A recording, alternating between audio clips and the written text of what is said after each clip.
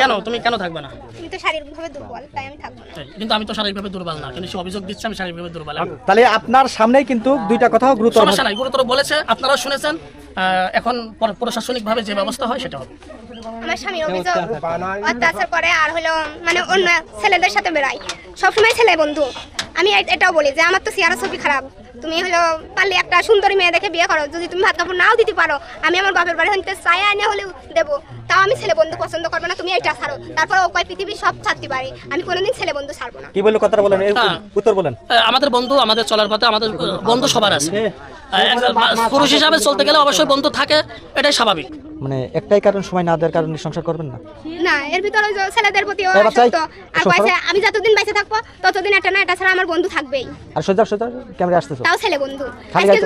আজকে যদি মনে করেন মেয়ে বন্ধু থাকতো তাও তো হইতো।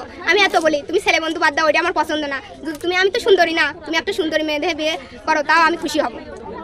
আমি ওকে এইটাও বলি, পা ধরে পর্যন্ত বলেছি, আমার কথা শোনে না কোনোদিনও। এইটা নিয়েই আমার জ্বালা। কিন্তু আপনার সাথে তো প্রেমের সম্পর্ক করেই বিয়ে করেছে, আপনার সাথে তো পারিবারিক বিয়ে হয়নি। 3 মাসে তো প্রেম করেই তো বিয়ে করেছেন, জি। তাহলে নিশ্চয়ই ভালোবেসে করেছে। ভালোবাসা তো ছিল, কিন্তু 1.5 বছর ধরে আমার সাথে অত্যাচার শুরু করেছে। আমার গলায় গামছা ফেঁসা দেয়, মানে আমাকে মোবাইল দিয়ে মাথার উপর অনেক আঘাত করেছে। সেটা আবার আমি বাপের বাড়ি আসলাম, আসার পর চিকিৎসাপাতি করলাম। মানে ও তো যখন যুবক ছিল তখন তো অসুস্থ ছিল, অসুস্থর কারণে তারপরে মানে যেভাবে হোক বিয়ে শাদী হয়েছিল। কিন্তু এখন তো মানে আমার সেভাবে না সেভাবে চলাবে, কিন্তু আমাকে আমার না চলায় ও নিজে সব দিক দিয়েই মনে করেন আমার অত্যাচার করে। তাহলে একটা মানুষ যদি যখনই তার সমস্যা, সে তো সেটা আমার শুধরায় নিয়ে চলবে, কিন্তু ওই যদি আমার উপর অত্যাচার করে তাহলে আমি ওর সংসারে কিভাবে থাকবো?